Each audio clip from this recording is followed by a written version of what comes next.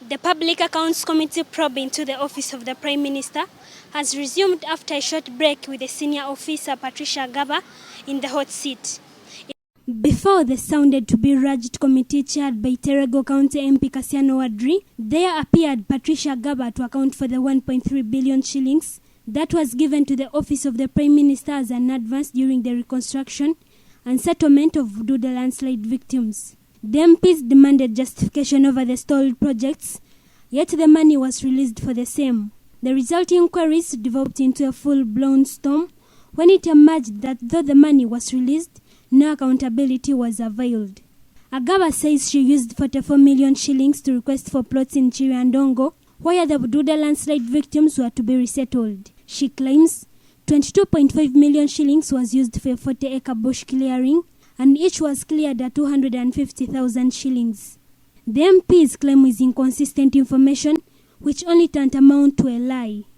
So this just confirms how people were receiving money, closing themselves in their offices, forging accountability, and presenting it. But at least they know that some of these things will come to the forefront, and now they have come. And some cases where evidence to show that these activities took place were also lacking. So the key question is, we want to know why, first of all, this officer was picked from another department to this department purposely to execute activities in Bududa. Why this officer? The Auditor General's report also indicates that 99 millions couldn't be accounted for, but she signed for the money to buy the taplings, yet the company said to have been hired was a scholastic company. There were two activities, bush clearing and ploughing.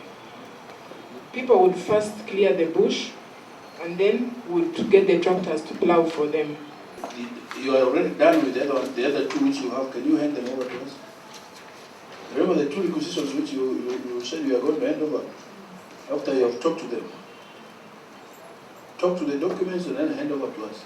The advances given out were also undoubtful with forgeries. Patricia provided papers to indicate the participants in a workshop held to harmonize and adopt preliminary assessment of service delivery and development challenges in Teso region, but the names and the signature were not corresponding, raising the question over the document credibility.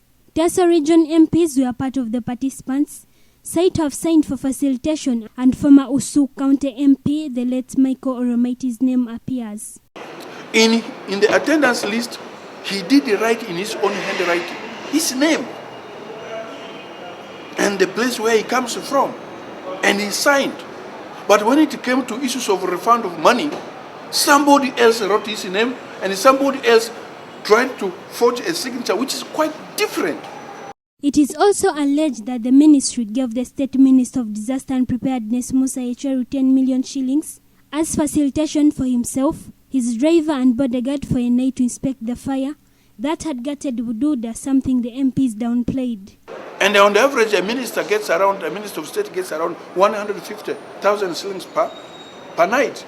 So from Kampala to go to Karamoja, how many days will it take a minister?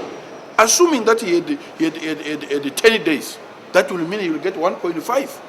In all this, Patricia says 1.3 billion shillings was spent and 3 million shillings was returned to the principal accountant, Kazinda. She says all the requisition forms were approved by Kazinda and she only provided requisition forms for 66 million shillings. The committee recommends through investigations of project sites, staff personal accounts, banks, with a view of recovering the funds and prosecuting the staff involved. Bahat Remy, NBS Television, Parliament.